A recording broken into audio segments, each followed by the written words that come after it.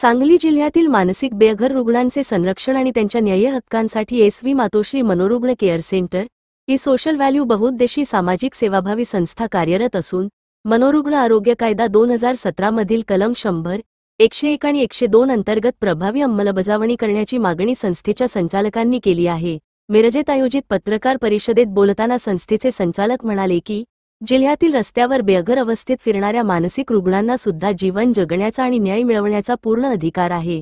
त्यामुळे या रुग्णांच्या संरक्षणासाठी आणि पुनर्वसनासाठी जिल्हाधिकारी यांच्या अध्यक्षतेखाली सक्षम समिती स्थापन व्हावी अशी मागणी करण्यात आली। या समितीत जिल्हाधिकारी, न्यायाधीश, पोलीस अधिकारी, मनोविकार तज्ज्ञ तसेच मनोरुग्णांसाठी कार्य करणाऱ्या स्वयंसेवी संस्थांचे प्रतिनिधी असावेत असेही संचालकांनी स्पष्ट केले।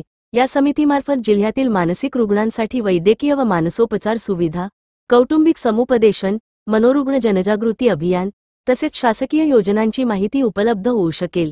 संचालकांनी पुढे सांगितले की अनेकदा रस्त्यावर फिरणाऱ्या मानसिक रुग्णांकडून छोट्या मोठ्या घटना घडताना दिसतात।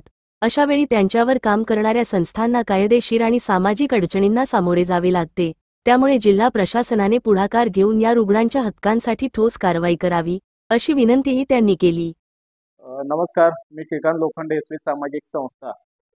जागतिक मानसिक आरोग्य दिन 10 ऑक्टोबर 2025 रोजी आम्ही पोलीस यंत्रणेला एक पत्र दिलेलं आहे की पोलीस यंत्रणेकडून मनोरुग्णांसाठी न होणारी मदत, काय अधिकाऱ्याकडून मदत होते पण काय अधिकाऱ्याकडून मदत होत नाही का, त्यांना 2017 हा कायदा कळत नाही हे मला माहीत नाही आहे।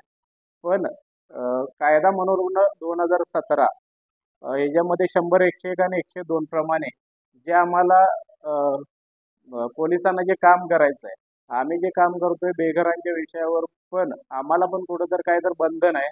आणि ते बंधन म्हणजे असं की पहिला पोलीस इन्क्वायरी झाल्याशिवाय, पोलीस पंचनामा झाल्याशिवाय आम्ही कुठल्याही मनोरुग्णाला ताब्यामध्ये घेऊ शकत नाही किंवा त्याचं पुनर्वसन करू शकत नाही। तर आपल्याला पोलीस यंत्रणेकडून ह्या कलमाची अंमलबजावणी झाली पाहिजे। आणि त्याचबरोबर मी आपल्या सांगली जिल्ह्यातील जनतेला एक आवाहन करतोय असं की रात्री अपरात्री जे बेघर आणि मनोरुग्ण पडलाय, नातेवाईक सगळ्यांना माहीत असतात कुठं आहेत काय, तरी सुद्धा ते नातेवाईक नाहीत आणि आमच्या परिसरामध्ये बेघर पडलाय असं जे कॉल करताय आणि कॉल करून ते मलाच नाही इतर सुद्धा संस्थांना जे त्रास देत आहे ते बंद करून पहिला 112ला कळवा। 112 थ्रू आपल्याला पोलिसां थ्रू पंचनामा झाला, पंचनामा झाल्यानंतर योग्य त्या ठिकाणी त्यांनी दाखल करतील, त्यातून आदेश पुनर्वसनासाठी आपण घेऊ शकतोय एवढं सांगतो। आणि दुसरी गोष्ट, जी समाजामध्ये मनोरुग्ण आहेत पण कुणाला माहीत नाही की तो मनोरुग्ण नाही आहे। औषध मिळालं तर तो स्थिर असतोय, औषध जर नाही मिळालं तर तो घातकी असतोय। आणि आपल्या समाजामध्ये जे आपल्या जिल्ह्यामध्ये फिरत असलेले जे रस्त्यावर आता पडून आहेत जे बेघर, त्यापैकी थोडेसे व्हिडिओ मी तुम्हाला देतोय। आणि हे थांबवण्यासाठी जे आपले 2018 पासून जे पत्रकारांचे प्रयत्न होते, आपले प्रयत्न होते, ते परत आपण 2025 मध्ये हे करून आपला जिल्हा म्हणजे शांत ठेवण्याचा आपण सगळ्यांनी मिळून हा प्रयत्न करायचा आहे एवढं सांगतोय।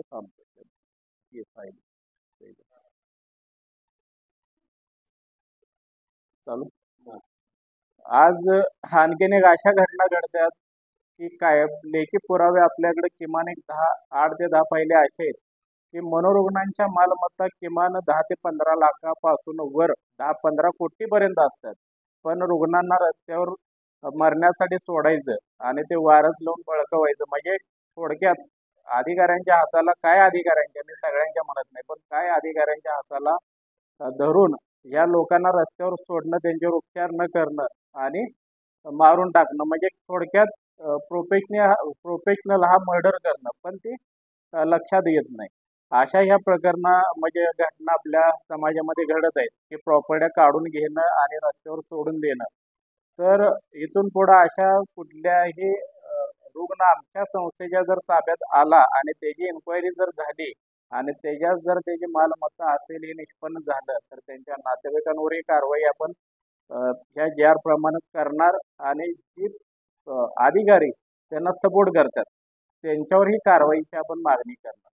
एक थोडकीच नावं घेतोय, नावं बरीच आहेत पण थोडकीच नावं घेतोय। जे बिहारमध्ये सोडण्यासाठी आपले DYSP विरकर्स आहेत त्यांच्यासोबत काजीच आहेत। त्याच्याचबरोबर 2020 पासून MIDC मध्ये आता आहेत भांडवलकर साहेब. त्यांनीही आपल्याला 2020 पासून सहकार्य केलेलं आहे. झाडे साहेबांनी सहकार्य केलेलं आहे, आपले संजीव झाडे, तनपुरे साहेब, आपले देशमुख साहेब.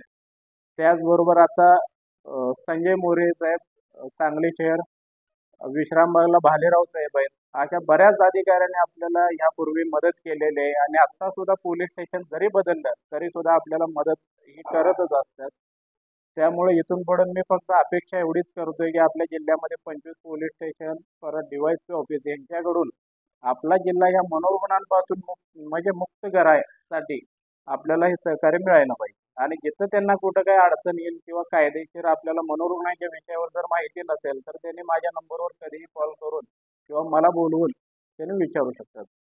तर रत्नागिरीची कमिटी आहे, जी 5 जिल्ह्यासाठी काम करत आहे मनोरुग्णांच्या विषयावर. त्याच पद्धतीनं आपल्या सांगली जिल्ह्यामध्ये कमिटी स्थापन व्हावी, म्हणजे समिती स्थापन व्हावी. त्यासाठी आपण जिल्हाधिकारी साहेबांना एक पत्र दिलेलं आहे. त्या वेळेची आपण अपेक्षा करतोय की लवकरच वेळ आणि त्याने मीटिंग अरेंज करतील. त्याचबरोबर एखादी रुग्ण रस्त्यावर भटकत असेल तर त्याला न्याय मिळून जाईल. म्हणजेच त्या समितीसमोर जर आपण उभं केलं तर समितीमध्ये जे डॉक्टर, जे पोलीस आणि ज्या इतर संस्था असतील त्या रुग्णालाही तात्काळ संरक्षण मिळेल. हे जे आम्ही म्हणजे वेळेची लवकरच अपेक्षा करतोय साहेबांकडून.